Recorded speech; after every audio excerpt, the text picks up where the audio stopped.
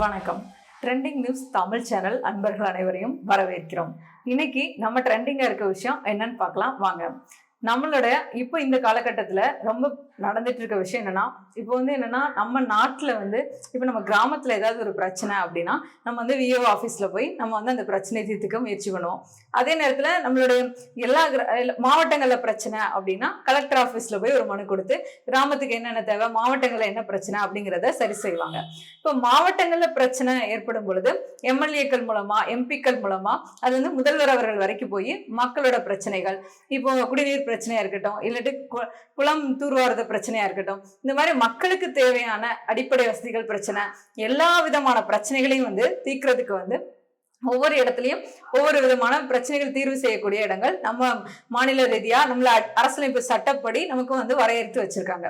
அதன்படி பாத்தீங்கன்னா இப்போ என்னன்னா நம்மளுடைய தமிழ்நாட்டுக்குள்ள இது ஒரு ஸ்டேட், நம்மளுடைய மாநிலத்துக்குள்ள ஒரு பிரச்சனை அப்படின்னு வரும்போது அந்த பிரச்சனைகளை இந்த மாதிரி நம்ம தீர்த்துக்கிறதுக்கு சில வழிமுறைகள் வச்சிருக்காங்க, சில விதமான செயல்பாடுகள் இருக்கு. இது மூலமா தீர்க்க முடியல அப்படின்னா கூட நமக்கு நீதிமன்றங்கள் இருக்கு. உயர் நீதிமன்றங்களை மாநில வாரியா வச்சிருக்காங்க, மாநிலத்துக்கு தேவையான பிரச்சனைகளை தீர்த்துக்கிற மாதிரி. இதே மாதிரி என்ன பண்ணிருக்காங்க அப்படின்னா, இப்ப நம்ம இந்தியா முழுக்க, நம்ம இந்தியாவில அதாவது ஒரு மாநிலத்துல மற்றொரு மாநிலங்களோட பிரச்சனை அப்படி, இப்ப காவிரி நீர் பிரச்சனை, இந்த அதை தீர்க்கிறதுக்கு என்ன பண்ணிருக்காங்க அப்படின்னா, நம்ம இந்த மாதிரி அடுத்த மாநிலங்களோட நம்ம மாநிலத்துக்கு ஏதாவது ஒரு பிரச்சனைகள் ஏற்படுது, அப்ப அந்த மாநிலங்களோட இந்த சில நேரங்கள்ல நிறைய பிரச்சனைகள் ஏற்படலாம். இந்த மாநிலத்துல இருக்கவங்க அங்க மாநிலத்துல போய் வேலை செய்யறது மூலமா அவங்கள கைது செஞ்சுட்டாங்க, இந்த சந்தன கடத்தல் காரணமா கைது செஞ்சாங்க அப்படிங்கிற பிரச்சனை இருந்துச்சு, காவிரி நீர் பிரச்சனைகள் இருந்துச்சு. இந்த மாதிரி பிரச்சனைகளை பிரதமர் அலுவலகம் சென்று நம்மளுடைய முதல்வர் அவர்கள் தீர்த்து வைக்கிறதுக்கு முயற்சி செய்வாங்க. பேச்சுவார்த்தைகள் மூலமா தீர்த்து வைக்க முயற்சி செய்வாங்க. அது நடக்கல அப்படிங்கும் போது நீதிமன்றங்களை நாடுவாங்க. நமக்கு உச்ச நீதிமன்றம் இருக்கு. சோ நீதிமன்றங்கள்ல சம ரீதியா, அதாவது ஒரு சைடு இல்லாம, அதாவது பயஸ்டா இல்லாம, ஒரு பக்கம் அவங்களுடைய தீர்ப்பு இல்லாம அவங்க இரண்டு பக்க வாதங்களையும் கேட்டு பிரச்சனைகளை தீர்த்து வைப்பாங்க. இப்படிதான் நம்மளுடைய சட்ட ரீதியாக நம்மளுடைய அரசியலமைப்பு படியும் சரி, இந்திய நாட்டுல பிரச்சனைகளை சரி செய்யக்கூடியது. உலக முறைப்படியும் உலக வழக்கத்தின்படியும் இந்த மாதிரிதான் ஒவ்வொரு இடங்களிலையும் ஒவ்வொரு பிரச்சனைகளை தீர்க்கிறதுக்கு வழிமுறைகள் செஞ்சு வச்சிருக்காங்க. அதே மாதிரி இப்போ இந்த காலகட்டத்துல நடக்க இது இப்போ நம்மளுடைய இந்தியாவுக்குள்ள ஒரு பிரச்சனை அப்படின்னா நம்ம இந்த மாதிரி தீர்த்து வைக்கலாம். இதே இது நம்ம இந்திய நாட்டை தாண்டி நமக்கு இலங்கை நாடு இருக்கு, அப்புறம் சீன நாடு இருக்கு, பாகிஸ்தான் நாடு இருக்கு, பங்களாதேஷ் இருக்கு, இந்த மாதிரி நம்மளை சுத்தி பல நாடுகள் இருக்காங்க. இது மாதிரி உலகத்துல பல விதமான நாடுகள் இருக்காங்க. இப்படி இந்த மாதிரி சுத்தி எல்லா விதமான நாடுகள் இருக்கும்போது அனைத்து நாடுகளுக்கும் இப்ப நம்மளோட இலங்கையோட நமக்கு இருக்க பிரச்சனை அப்படின்னா மீனவர்களோட பிரச்சனை, கடற்கரையில மீனவர்கள் கடல்ல போய் மீன் பிடிக்காங்க, அது மூலமா ஏற்படக்கூடிய பிரச்சனைகள்.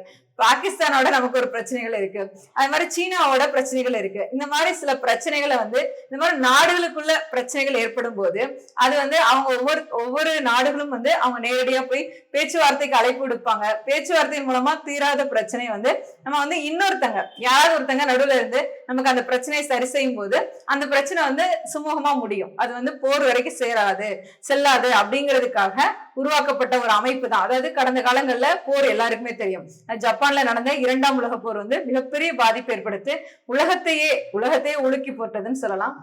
அவங்க அதுல இருந்து மீண்டு வந்துட்டு இருக்காங்க. ஆனா இன்னமும் மீண்டு வந்துட்டாங்க. ஆனாலும் இன்னமும் அங்க பிறக்கக்கூடிய ஹிரோஷிமா நகரத்துல பிறக்கக்கூடிய குழந்தைகளா இருக்கட்டும், அங்க இருக்கக்கூடிய நகரத்துல இன்னும் ஒரு செடிகள் கூட வளராது அப்படின்னு சொல்லுவாங்க. அந்த அணுகுண்டு அதனால அவங்களோட விளைவுகள் மிக மிக வேதனையான விஷயங்கள். அது உலகத்தையே பாதித்த ஒரு விஷயம்னு சொல்லலாம். இந்த மாதிரி போர்கள் உலகத்துல நடந்திருக்கு. இந்த போர் நடந்தப்போ இந்த உலக நாட்டுல இருக்கிறவங்க எல்லாரும் சேர்ந்து உருவாக்குனதுதான் என்ன அப்படின்னா, இந்த போர்களுக்கு எல்லாம் ஒரு முடிவு கட்டணும். ஏன்னா மக்கள் இதனால மக்கள் பாதிக்கப்படுறாங்க. சில சின்ன முடிவுகளினால இவங்க எடுக்கக்கூடிய ஒரு முடிவுனால பாதிக்கப்படக்கூடியது பல உயிர்கள் போது, மக்கள் பாதிக்கப்படுறாங்க, மக்களுடைய வாழ்வாதாரம் அடிப்படை பாதிக்கப்படுது. இது தேவையில்லை. இது ஒரு பேச்சுவார்த்தையின் மூலமா சரி செஞ்சுக்கலாம் அப்படின்னு உருவாக்கப்பட்ட அமைப்பு தான் என்ன அப்படின்னா ஐக்கிய நாடுகள் சபை. அந்த ஐக்கிய நாடுகள் சபை இப்போ அதனுடைய மாநாடு நடைபெற்று இருக்கு. அது அமெரிக்காவில நியூயார்க் நகரத்துல அந்த மாநாடு நடைபெற்று இருக்கு. இதுல ஒவ்வொரு நாட்டுல இருக்கவங்களும் அவங்களுக்கான பிரச்சனைகளை சொல்லலாம், அவங்க நாட்டை பத்தி சொல்லலாம், அவங்களுக்கு தேவையான உதவிகளை கேட்கலாம். ஏன்னா அங்க போய் நம்மளுடைய பிரச்சனைகளை சொல்லும் போது அது மத்த நாடுகள் சேர்ந்து நமக்கு உதவிகள் செய்வாங்க. அந்த மாதிரி நடந்துட்டு இருக்கு. இதுல வந்து என்ன அப்படின்னா இதுல நம்ம இப்ப ட்ரெண்டிங்கா இந்த இடத்துல வந்து மிக முக்கியமா நாம தெரிஞ்சுக்க வேண்டிய விஷயம் என்ன அப்படிங்கறத பார்க்கலாம். இந்த ஐநா சபை நடந்துட்டு இருக்க இடத்துல அந்த கூட்டத்துல அதாவது என்னன்னா பாகிஸ்தானோட பிரதமர் சபாஸ் ஷெரீப் அவர் வந்து பேசியிருக்காரு.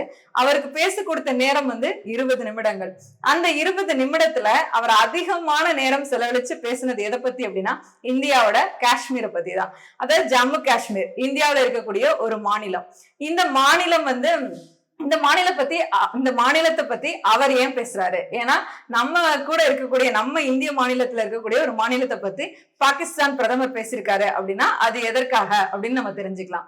இப்ப பாகிஸ்தான் பிரதமர் அப்படிங்கிறது என்ன அப்படின்னா இந்தியா பாகிஸ்தான் அப்படின்னு எடுத்துக்கிட்டாலே போர் அதுதான் ஞாபகம் இருக்கும்.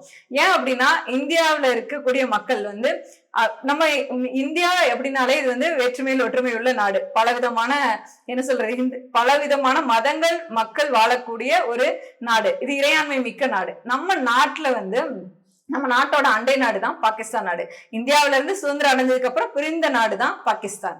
இது வந்து என்ன அப்படின்னா பாகிஸ்தான்ல இருக்கவங்களுக்கு என்ன அப்படின்னா ஜம்மு காஷ்மீர் அப்படிங்கிறது இது எங்களுடைய நாடு, எங்களுடைய பகுதி, இந்த நிலம் வந்து எங்களுக்கு சொந்தமானது அப்படின்னு அவங்க பல வருட காலங்களாக வந்து போர் ஒரு 3 போர் நடந்துருச்சு. போர் நம்ம நாட்டு மேல நடத்தினாங்க.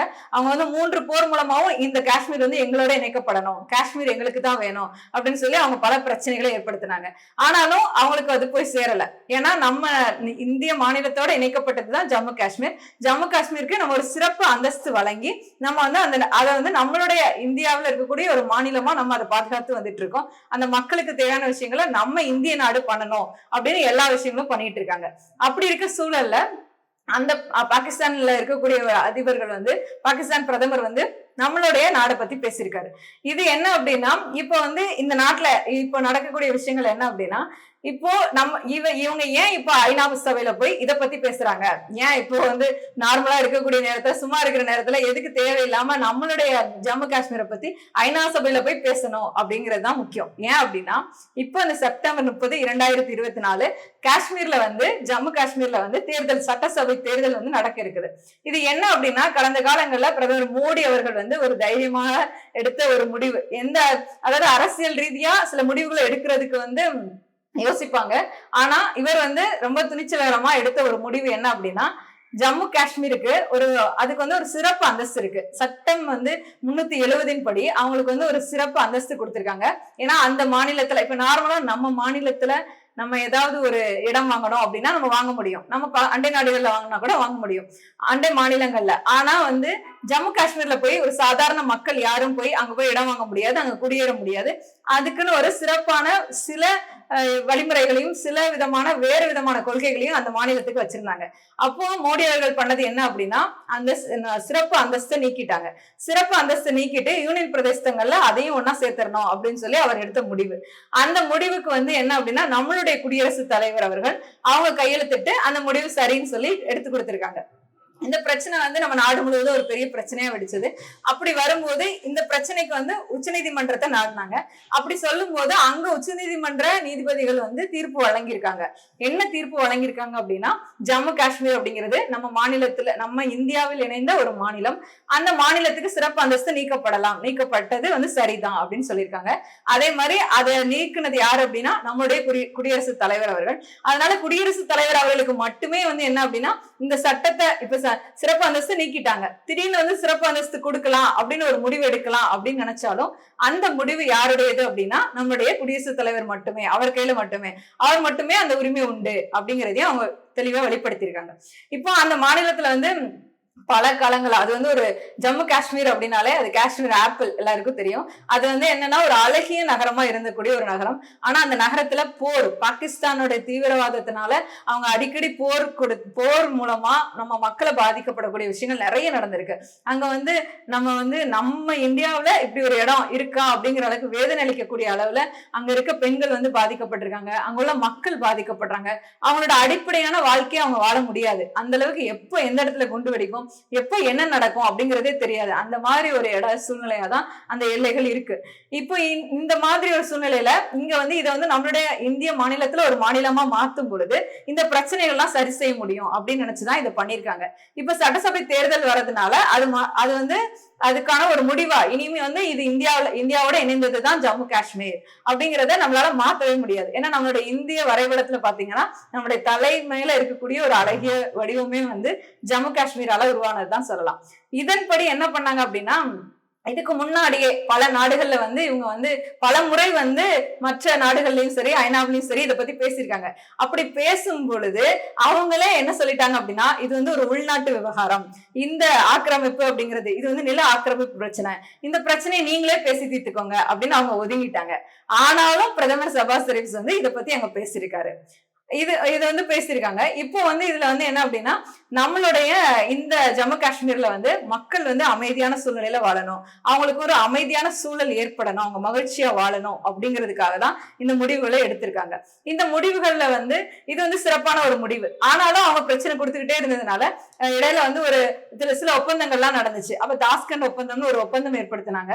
அந்த ஒப்பந்தம் மூலமா என்ன பண்ணாங்க அப்படின்னா, இந்திய எல்லைக்கோடு அப்படிங்கறத ஒண்ணு உருவாக்குனாங்க.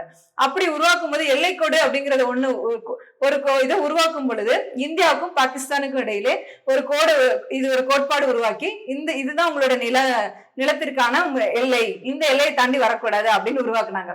அவங்க சரின்னு சொல்லிட்டு எல்லாத்துலயும் கையெழுத்திட்டு நம்ம கிட்ட மறுபடி பிரச்சனைகளுக்கு வரக்கூடியவங்க தான் பாகிஸ்தானா இருக்காங்க. அவங்களுடைய முழு விதமான எண்ணங்கள் எல்லாமே வந்து நில ஆக்கிரமிப்பு. நம்மளுடைய இந்தியாவில் இருக்கக்கூடிய இந்த ஜம்மு காஷ்மீர் பகுதிகளில் பகுதிகளில் பாத்தீங்கன்னா ஒரு 15% வந்து வடக்கு மாநிலங்கள் வந்து பாகிஸ்தான் பகுதிகள இருக்கு.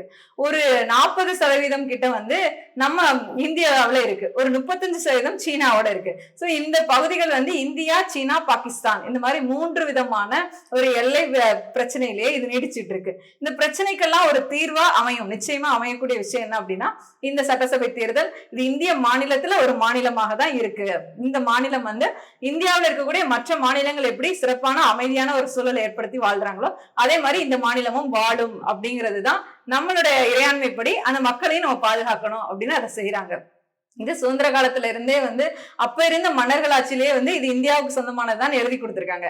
ஆனாலும் அவங்க இதை விடுறதா இல்ல. இப்பவும் ஐநா சபையில போய் பேசியிருக்காங்க.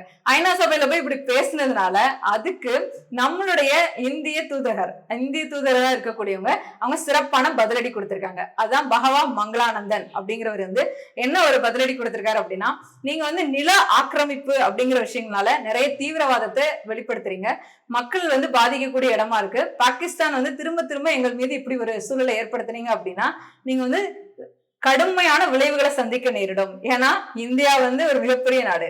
இந்திய நாட்டுல அணு ஆயுதங்கள்ல இருந்து நம்ம கிட்ட எல்லாமே இருக்கு. நம்ம வந்து வல்லரசு நாடு ஆகக்கூடிய அளவுக்கு அந்த வளர்ச்சியை நோக்கி செஞ்சுட்டு இருக்கக்கூடிய ஒரு தொழில்நுட்பம் நிறைந்த நாடா மாறிட்டு இருக்கோம். இப்படி இருக்க சூழல்ல ஒரு கொட்டி நாடு பாகிஸ்தான், நம்ம நினைச்சா அவங்கள வந்து என்ன வேணாலும் பண்ணிடலாம். அதனால நம்மளுடைய இந்திய தூதகர் வந்து சரியான பதிலடி கொடுத்திருக்காரு. பாகிஸ்தான் அதிபருக்கு இது வந்து புரிஞ்சிருக்கும்.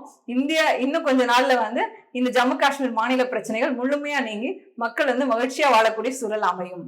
நன்றி.